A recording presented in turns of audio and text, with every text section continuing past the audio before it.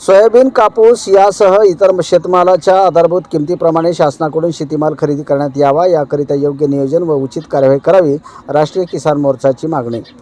जळकोटच्या विविध कार्यालयावर किसान मोर्चाच्या वतीने देण्यात आले निवेदन.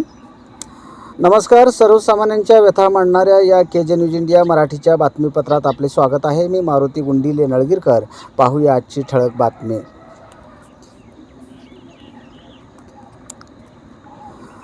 राष्ट्रीय किसान मोर्चा ही देशातील 32 राज्य, 600 जिल्हे, 5500 तालुके आणि 2 लाख गाव पातळीपर्यंत नेटवर्क असलेली राष्ट्रव्यापी सामाजिक संघटना असून ही संघटना शेतकरी, शेतमजूर व कामगारांच्या न्याय हक्कासाठी संविधानिक मार्गाने प्रश्न सोडवणुकीसाठीचे कार्य करते.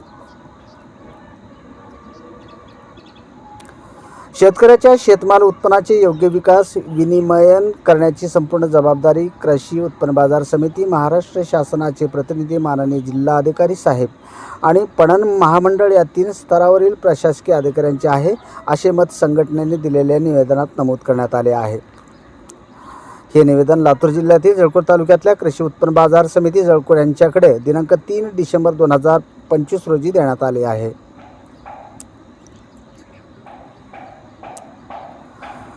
70-75 वर्षामध्ये सदरील 3 स्तरावरून शेतकऱ्यांच्या शेतमाल विकास व विनिमयाकडे संपूर्ण दुर्लक्ष केल्यामुळे शेतकऱ्यांच्या शेतमाल भावाचा प्रश्न अतिशय गंभीर व जीवघेणा बनल्यामुळे शेतकरी आत्महत्याचे प्रमाण दिवसेंदिवस वाढत चालले आहे, असेही निवेदनाद्वारे सांगण्यात आले आहे.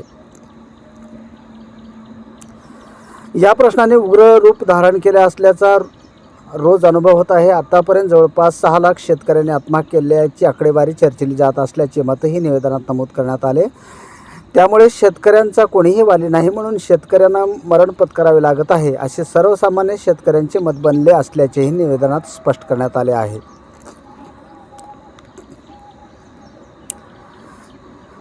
या परिस्थितीत चिंतन आणि मनन केल्यानंतर शेतकरी आत्महत्या थांबवणे किंवा त्यांचे जीवनमान सुधारणे व त्यांना मानसन्मान व स्वाभिमानाने जीवन जगता यावे करिता राष्ट्रीय किसान मोर्चाने कायदेशीर मार्ग शोधण्याचा प्रयत्न केल्यानंतर एक बाब स्पष्ट जाणवत आहे की शेतकऱ्यांच्या कृषी उत्पन्न विकास विनिमयन बाबत वरील 3 स्तरावरील प्रशासकीय अधिकाऱ्यांनी आपल्या पदाचा व प्राप्त अधिकाराचा योग्य उपयोग केला नाही अथवा प्राप्त अधिकाराचा गैरवापर केल्यामुळे शेतकऱ्याची दयनीय अवस्था निर्माण झाली आहे, असा आरोपही करण्यात आला आहे.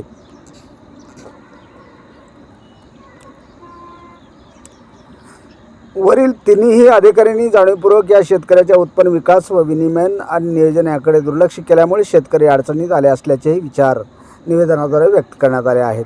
म्हणून 7/10/2024 पासून आजपर्यंत राष्ट्रीय किसान मोर्चाच्या वतीने वरील प्रशासकीय अधिकाऱ्यांच्या मार्फत माननीय राज्यपाल, माननीय मुख्यमंत्री, माननीय कृषी मंत्री यांच्याकडे शेतकऱ्यांचे प्रश्न सभागृहात मांडावे म्हणून कळविण्यात आले असल्याचे त्यांनी कळविले आहे.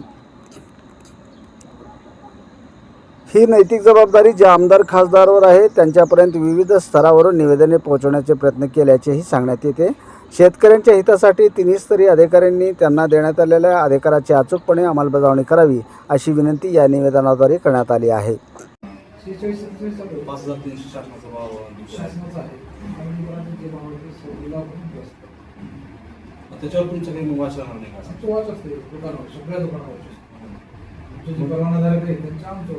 मग सर तुमचे जे परवानादार आहे त्यांना तुम्ही 5,300 पूर्ण घ्यायला सक्ती करू शकता.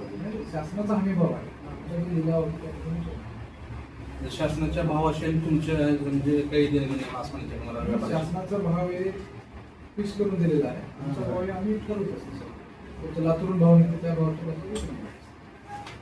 भावाचा मार्केट भावाला आमचं म्हणजे एकंदरीत आहे की बा सर्वसामान्य शेतकऱ्याला त्याचा आपल्याला भाव 100% काय जळकोट तालुका प्रतिनिधी गणपत वजिरेसह केजे न्यूज इंडिया मराठी. आपण पाहत राहा जिल्ह्यासह राज्यातल्या घडामोडी. व्हिडिओ पॅलेसला सबस्क्राईब करा आणि बेल आयकॉनवर क्लिक करायला विसरू नका.